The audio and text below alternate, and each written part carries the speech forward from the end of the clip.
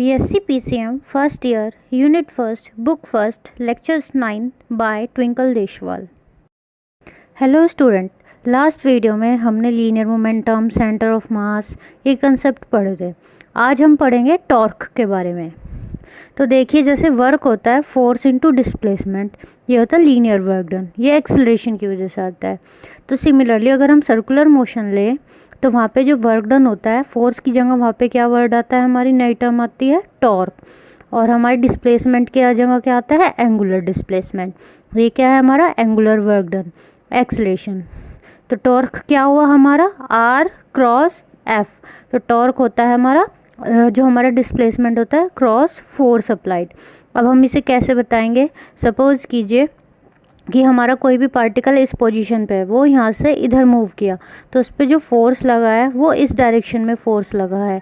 और ये एंगल है हमारा, ये इतना इसने इस पॉइंट से इस पॉइंट तक के लिए इतना इसने डिस्प्लेसमेंट किया। और ये डिस्प्लेसमेंट है हमारा लीनियर डिस्प्लेसमेंट, और ये डिस्प्लेसमेंट क्या है हमारा एंगुलर डिस्प्लेसमेंट।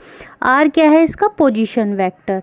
ठीक है, तो अगर ये एंगल अल्फ़ा है हमारा फोर्स का, ds का और f के बीच में अगर एंगल अल्फ़ा है तो ये वाला एंगल कितना बचा, 90 डिग्री माइनस अल्फ़ा। और इस 90 डिग्री माइनस अल्फ़ा को हम क्या एज्यूम कर सकते हैं, एंगल बीटा। तो अगर ये डिस्प्लेसमेंट r है, इसका पोजीशन वेक्टर है, तो सिमिलरली ये भी आगे अगर हम फॉरवर्ड करेंगे तो ये भी r के ही डिस्प्लेसमेंट वेक्टर होगा।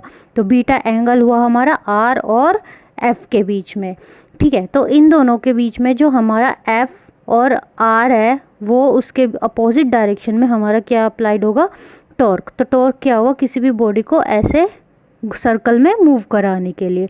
तो इसका ये एनालॉगी होती है लीनियर डिस्प्लेसमेंट की। जैसे हम लीनियर मोशन में करते हैं तो वहाँ पे जो फोर्स लगता है उसे एक जगह से दूसरी जगह को मूव कराने के लिए। तो सिमिलरली अगर किसी बॉडी पार्टिकल को हमें सर्कल में मूव कराना है तो वहाँ पे जो सर्कल में मूव कराने के लिए टर्म जो फोर्स है उसकी जगह हम क्या टर्म यूज़ करेंगे, टॉर्क।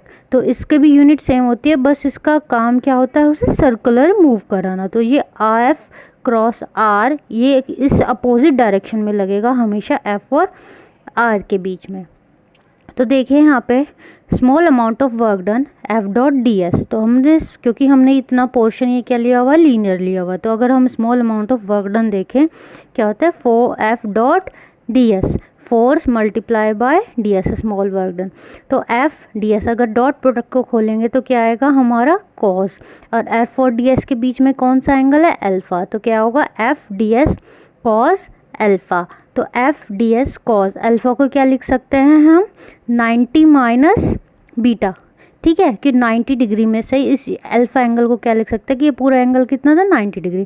अगर 90 डिग्री में से ये बीटा माइनस कर दे तो क्या निकल के आएगा हमारा अल्फा एंगल। तो क्या हुआ कॉस 90 माइनस बीटा। तो क्या है एफ डी एस, और कॉस 90 माइनस बीटा क्या होता है हमारा साइन बीटा। तो हमारा क्या आएगा एफ, और डी एस को क्या लिख सकते हैं, डी एस क्या है हमारी एक आर्क है। ठीक है, पहले भी बताया था किसी आर्क को मेज़र करने के लिए क्या निकल के आता है, arc is equals to radius into angular displacement. तो आर हमारा रेडियल वेक्टर क्या है ये वाला, और एंगुलर डिस्प्लेसमेंट क्या हुआ थीटा। तो डी एस की वैल्यू क्या निकल के आई हमारी, आर डी थीटा। तो हम डी एस की जगह क्या लिख सकते हैं, एफ डी एस की जगह आर डी थीटा और हमारा साइन बीटा। तो small amount of work done हमने क्या लिया, एफ आर साइन बीटा को अलग ले लिया और डी थीटा को अलग ले लिया। तो हमारा small amount of work done क्या हुआ, जो हमने ये एफ आर साइन बीटा को हमने क्या एज्यूम करा, हमने टॉर्क, टी टॉर्क से टो से, इसे हम टो बोलते हैं। ठीक है, तो जो हमने ये जो आर एफ साइन बीटा को क्या एज्यूम करा, टॉर्क, और इसे हम क्या लिख सकते हैं क्योंकि साइन एंगल है इन दोनों के बीच में, तो आर और एफ के बीच में क्या प्रोडक्ट आ जाएगी, क्रॉस प्रोडक्ट। तो torque is equals to R cross F. ठीक है, तो यहाँ पे क्या होगा, इसे टॉर्क से रिप्रेजेंट करा, तो D W is equals to torque D theta as it is चल रहा है। तो small amount of work done क्या निकल के आया, टॉर्क को क्या लिख सकते हैं, R cross F D theta. और यहाँ पे बीटा क्या एंगल था, आर और एफ के बीच में जो हमारा एंगल था वो बीटा था, आर और एफ के बीच में। ठीक है, तो ये टॉर्क मैक्सिमम कब होगा, क्योंकि टॉर्क की वैल्यू क्या आई हमारी आर क्रॉस एफ, और क्रॉस प्रोडक्ट मैक्सिमम कब होता है, जब हमारा इनके बीच का एंगल क्या होगा 90 डिग्री, क्योंकि साइन 90 डिग्री पे ही 1 आता है मैक्सिमम। तो टॉर्क मैक्सिमम कब होगा 90 डिग्री, जब आर और एफ के बीच में जो एंगल होगा वो 90 डिग्री बना होगा। तो उस केस में जो हमारा फोर्स लगेगा उस बॉडी पार्टिकल को सर्कुलर में मूव कराने के लिए वो मैक्सिमम होगा। और ये एक वेक्टर क्वांटिटी है, इसकी डायरेक्शन परपेंडिकुलर है plane of the having F और आर से। ठीक है, तो अगर यहाँ पे हमारा एफ लग रहा है और ये आर लग रहा है तो टॉर्क इस डायरेक्शन में लगेगा। तो ये दोनों से एक दूसरे से क्या है परपेंडिकुलर डायरेक्शन में है। अब क्या आता है हमारा एंगुलर मोमेंटम। ठीक है, तो ये एंगुलर मोमेंटम को हम कैसे लिख सकते हैं, एल इजिकल्स टू, इसे डिनोट करते हैं हम एल से, आर क्रॉस पी से। तो जैसे अभी हमने टॉर्क पढ़ा, ठीक है, तो आर क्रॉस पी, आर इधर इस डायरेक्शन में लगेगा किसी भी बॉडी पार्टिकल्स पे और पी किस डायरेक्शन में लगेगा इसमें। तो सिमिलरली हमारा एंगुलर मोमेंटम भी इस डायरेक्शन में लगेगा, उसे मोमेंटम देने में किसी भी हमें बॉडी पार्टिकल्स को, जैसे सर्कुलर मोमेंटम लीनियर मोमेंटम आता है इसी तरीके से हमारा सर्कुलर मोमेंटम भी आएगा, और ये सेम एज इट इज लिखा जाएगा जैसे आर क्रॉस पी किसी बॉडी पार्टिकल के लिए, और बीटा इन दोनों के बीच का एंगल होगा। तो consider a particle of mass m and linear momentum है जिसका, तो हम L को क्या लिख सकते हैं, आर पी साइन बीटा, और हमारा आर और पी साइन बीटा। L क्या है हमारा angular momentum in rotational motion. ठीक है, P क्या है linear momentum in linear motion. तो हमारा जो ये क्या है एंगुलर मोमेंटम का लीनियर मोमेंटम के साथ ये क्या है रिलेशन है। ठीक है, और क्या है L equals to R cross P. ठीक है, और बीटा क्या है एंगल बिटवीन आर और पी, आर और पी के बीच में ये हमारा बीटा क्या है एंगल है। ठीक है, अब ये जो डायरेक्शन है वो perpendicular to the plane formed by R and P. अब इसकी डायरेक्शन भी एल की भी डायरेक्शन क्या है जो उस प्लेन के परपेंडिकुलर होगा जो आर और पी ने बनाया। देखिए हमारा आर इस डायरेक्शन में है और पी इस डायरेक्शन में, तो जो इसने प्लेन बनाया एक्स वाई, इन दोनों के प्लेन के परपेंडिकुलर एल होगा। एक्स वाई के परपेंडिकुलर कौन सा प्लेन होता है, जेड होता है, तो एल कौन सी डायरेक्शन में होगा, जेड डायरेक्शन में, इस दोनों के प्लेन के परपेंडिकुलर डायरेक्शन में।